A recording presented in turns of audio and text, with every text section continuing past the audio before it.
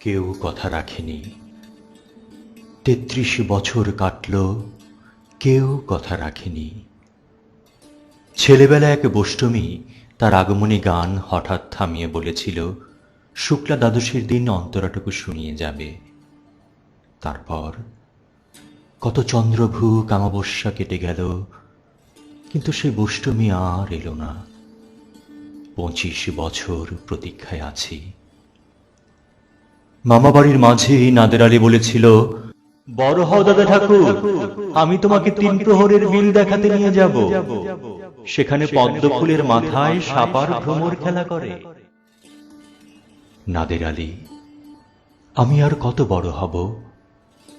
আমার মাথা এই ঘরের ছাদ ফুঁড়ে আকাশ স্পর্শ করলে তারপর তুমি আমায় ৩ প্রহরের বিল দেখাবে?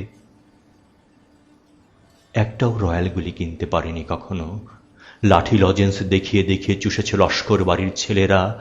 ভিখারির মতো চৌধুরীদের গেঁটে দাঁড়িয়ে দেখেছি ভেতরে রাস উৎসব। অবিরল রঙের ধারার মধ্যে সুবর্ণ কঙ্কন পরা ফর্সা রমণীরা কত রকম আমোদে হেসেছে। আমার দিকে তারা ফিরেও চায়নি। বাবা আমার কাঁধ ছুঁয়ে বলেছিলেন, দেখিস একদিন আমরাও। বাবা এখন অন্ধ। আমাদের দেখা হয়নি কিছুই।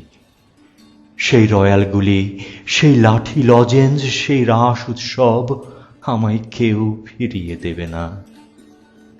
বুকের মধ্যে সুগন্ধি রুমালে রেখে বরুণা বলেছিল, যেদিন আমায় সত্যিকারের ভালোবাসবে সেদিন আমার বুকেও এরকম আতরের গন্ধ হবে।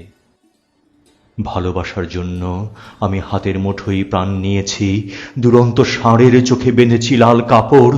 বিশ্ব সংসার তন্ন তন্ন করে খুঁজে এনেছি ১০৮টা নীল পদ্ম। তবু কথা রাখেনি বরুণা। এখনো তার বুকে শুধুই মাংসের গন্ধ। এখনো সে যে কোনো নারী। কেউ কথা রাখেনি। ৩৩ বছর কাটল, কেউ কথা রাখে না।